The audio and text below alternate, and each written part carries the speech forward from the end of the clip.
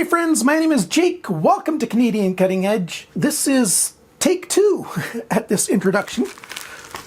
This package is empty. When I recorded the first time, this package was still sealed. I've got something brand new from Canadian Knife Company. When I first did the intro, I thought it was going to be their second knife. And their second knife, I've seen some pictures of it. It's actually quite interesting. I'm going to ask if I got permission to post the picture of it, over my face right on this video or not. If I do, here's the picture of it. Other than that, this is actually going to be a unboxing of the production of the Sleeper. Now, the Sleeper is a knife that I did a video for. I did 2 videos for, and I did, a full review of not quite a final prototype, but a late prototype of the Sleeper. And then Canadian Knife Company had some difficulty. And the difficulties were partly because of issues, dealing with, bringing stuff into Canada. Bringing knives into Canada isn't all that easy.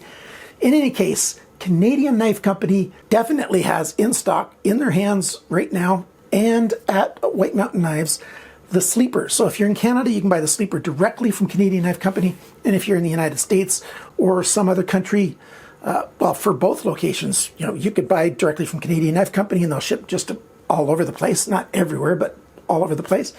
And White Mountain Knife ships a lot of different places as well. So what this unboxing is going to be, it's going to be of the production Sleeper.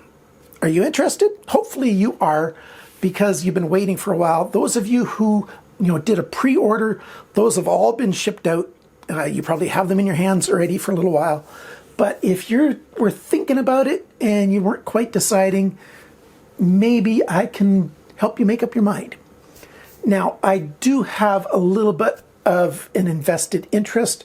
The owner of Canadian Knife Company, Adam Gibson, I consider him a friend, not a close friend because we just don't know each other that well yet, but I consider him a friend, and I wish all the success to his company. And this is his very first knife, and he needs to make sales on this in order to keep the production going and to keep the company growing and all that kind of stuff.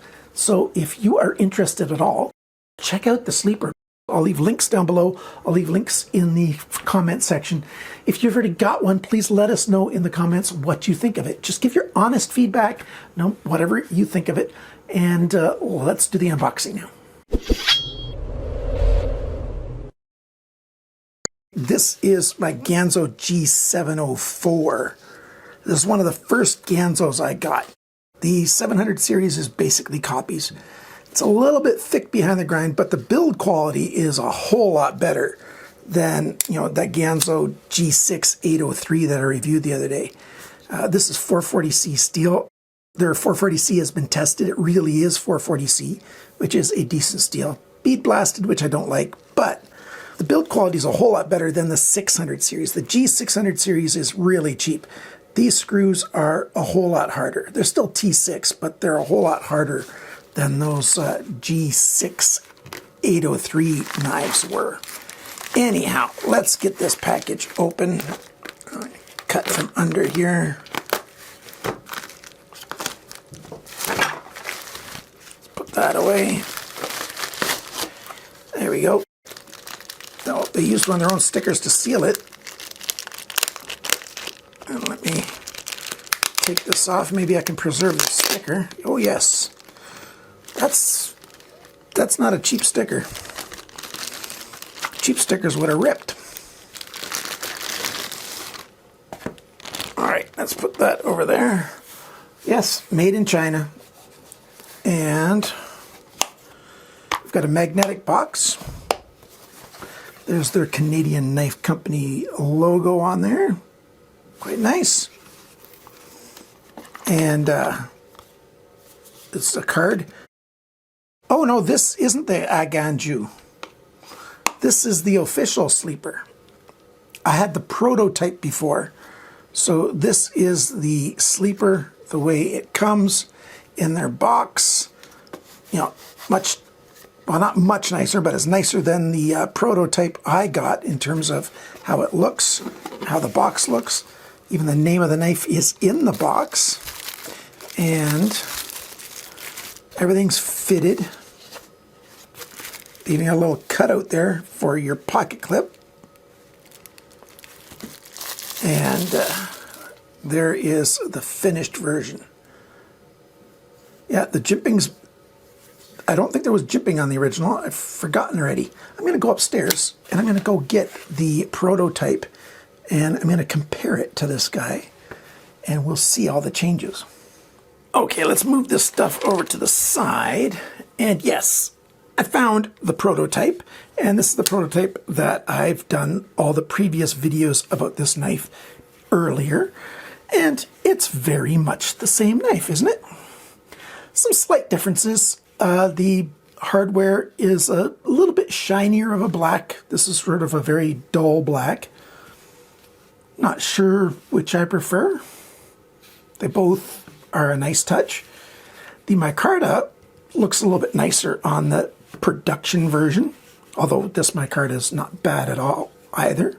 Maybe it's gotten dirty from me carrying it a little bit, because I did carry this quite a bit, because I'm very happy with this knife. But other than that, let's see. We've got the jimping up here, like I mentioned before. I wonder if the access to the lock release. Yeah, it looks like there's a little more access to the lock release. Yep, that's nice. It was okay before, but it's a little bit nicer now. Alignment on the production's perfect. Oh, the action's a little bit nicer, actually. I like that. That's very nice. Pocket clip's the same pocket clip in the same location. They're all T8 screws. There's no T6 anywhere to be had. And we've got the badging. It says sleeper right there. Nice and small and where I like it. And the steel type, nice and small and where I like it. Quite nice indeed. Here's a quick teardown view of this thing. Yes, we've got dual row ball bearings. And these, they just feel wonderful. This is a good quality set of ball bearings. You don't have to have phosphor bronze to cages to be good ball bearings. These just flow really nicely. Not many feel this smooth in my fingers, at least from the knives I've reviewed. I tend to review knives that are a little more budget than this. This is a little bit better quality than I usually have on the channel. And yeah, everything's nice. D-shaped pin, D-shaped cutout there. These body screws back here are holding really well. I didn't have to use 2 screwdrivers, so that's kind of nice. And there's, of course, the integrated stop pin. It's not open on the front. I don't know if you've seen me on my channel complain about open front when they get integrated stop pins. You know, this is made just the way I like it. These liners are well made. Nice skeletonizing. It's a good construction. Some other stuff that I didn't show before is the balance point right there. At least it's over this. A lot of knives I review have it back here. And the detent on it, I didn't talk about the detent. The detent's very good. Whoa. The lube that was in there was quite good from the factory. Of course, whenever I take something apart, I put my Gunny Glide in there, and it's a bit better now, and it was good before. And I forgot to show earlier, it shuts really smoothly. It's not super drop shutty, but this isn't a $300 knife either. It's very nice. I'm very happy with it. Lockup's great, exactly where I want it to be on a new knife. Showed you the alignment before. Yeah, the prototype was good.